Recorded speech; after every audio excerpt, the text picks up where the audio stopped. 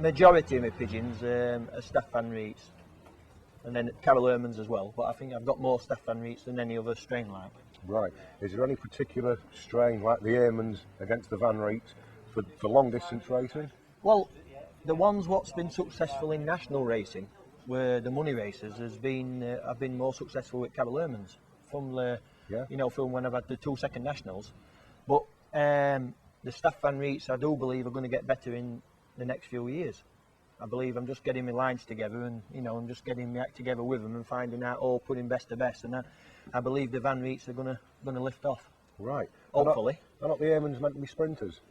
Well, they all say Carol Ermans on it man's name, as you know, and right. From years and years ago, you don't know what else has been put into them. There's nothing pure; it's on it man's name, and obviously them Ermans were originated from years and years ago, and probably some of them's been added with different pigeons and still classed as Carol Ermans. I don't know. Or you had your Paul Erman, your Carol Erman, which would be different distance pigeons anyway. Your Paul Erman were supposed to be more of the blacks and more of the longer distance. So there's different lines, isn't there, for different distances, and it's your feeding as well. I believe what gets more out of them for these longer races.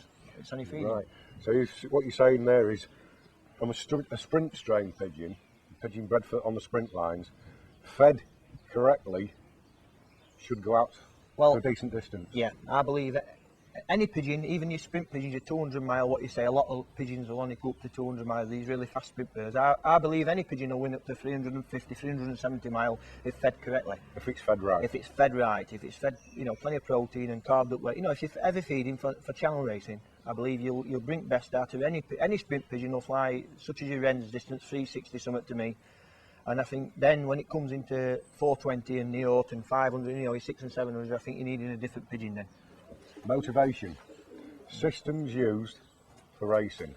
What about old birds, inland racing? What I usually do, I have 2 lots of widow woodcocks, 28 in total, right. 16 in one shed and 12 in another shed. And then which I've done this year, which I don't usually do, I've raced 16 widowwood ends, which I've been happy with my performances so far. So that's what I'm hoping to do on next year's racing, is I've 28 widow woodcocks and 16 widowwood ends. Right. And as for motivation, obviously with widowwood, I just show them the ends on a Friday. Yeah. Don't let them into the other side of the box. Put the pan the right way up, put the hen in, and let him have whatever amount of time. I mean, obviously with the yearlings, the darkness pigeons, they're only just knowing job, just learning job. Yeah. They want to be left 2 to 3 minutes or 5 minutes. Where your older cocks, which is not many in my team now, because I'm going more for youth. I do believe you've got to keep putting youth in your team, just to get a bit wise at job when they get a bit older and they start plodding home, they get a bit slow at job. So I think you can't beat youth in out. Right. So with the yearlings, like I said, 2 to 5 minutes.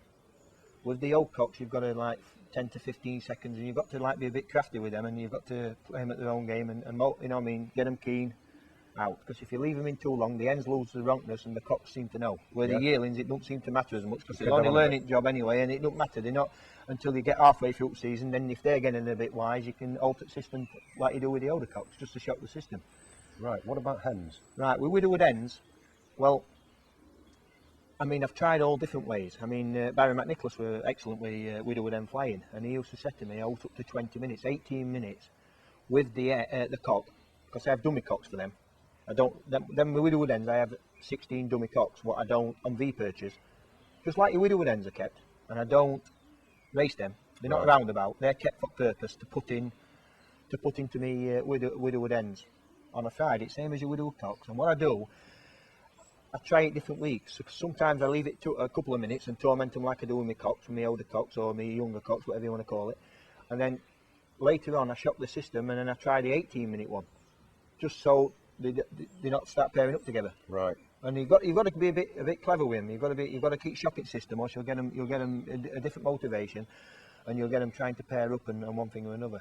And I think, but if you keep leaving them too long all the time, I think you might knock too much off them. But more for distance races, leave them longer. But for short sprint races, a couple of minutes like. Yeah.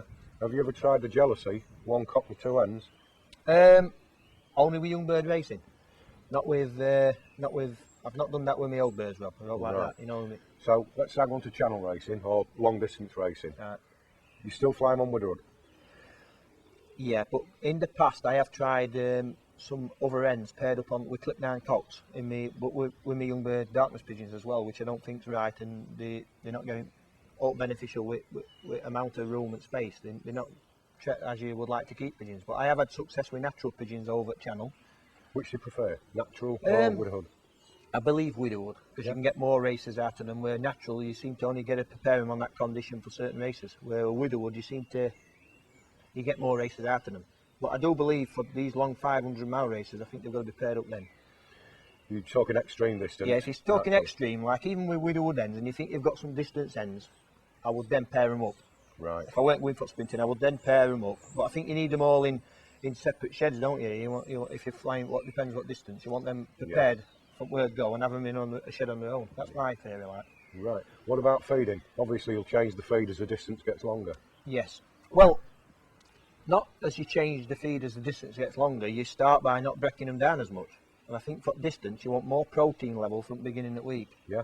From the Saturday prior, you might keep some pigeons and not send them the week before. You might give them a fortnight's rest and train them and prepare them for them big races. Or some pigeons what like the work, if you lay them off, they're not as good unless you're training them at 100-mile tossers. You know what I mean? Yeah. Private training, which I've not done that like. So I believe you just give them more protein level, build it up, and then still carve them up, but you're building them up on better corn and more heavier corn for Channel racing, because you're basketing usually on a Thursday or a Wednesday instead of a Friday. So you've got to feed them early, haven't you? Higher levels of protein for the longer distance. Higher levels of protein, and sometimes, I mean, they always say a few peanuts, which I ain't tried yet, but a lot of people believe in peanuts for distance racing, as well as protein and peas, and then peanuts towards the end of the week. Yeah. And which I'm probably try that in future. Right. We've gone through inland racing, long distance racing, young birds.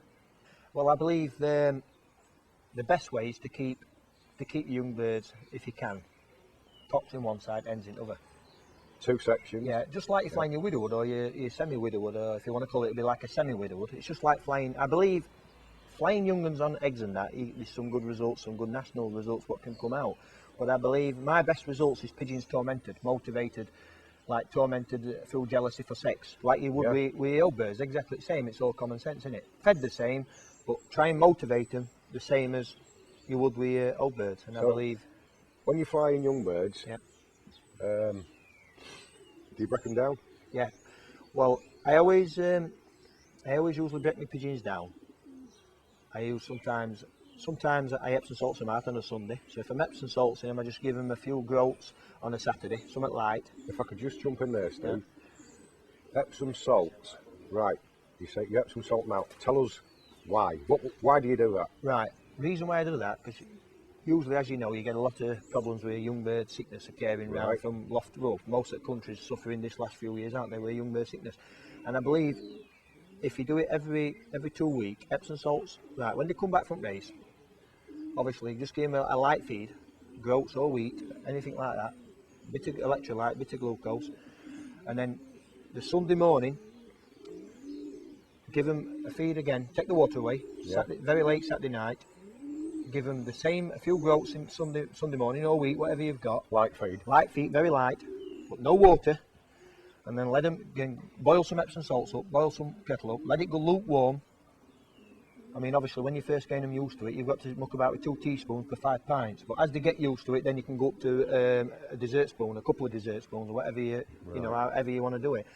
And then once you've given them some Epsom salts, then you can either go around. Well, they want to have some barley to tighten the droppings up. So you're clearing all the system out. You're giving them barley to get the blood right, and the fibres to tighten the droppings up. And then plenty of garlic into them, and also burn your shit out with a burner. So what's come after them, you're clearing out of them what's been in baskets. If there's out in basket, you're clearing out of them, you're burning all your because burn will kill out over 60 degrees, it'll kill any bugs or viruses, what's coming out in basket, you're keeping them right, and then get some garlic into them strong.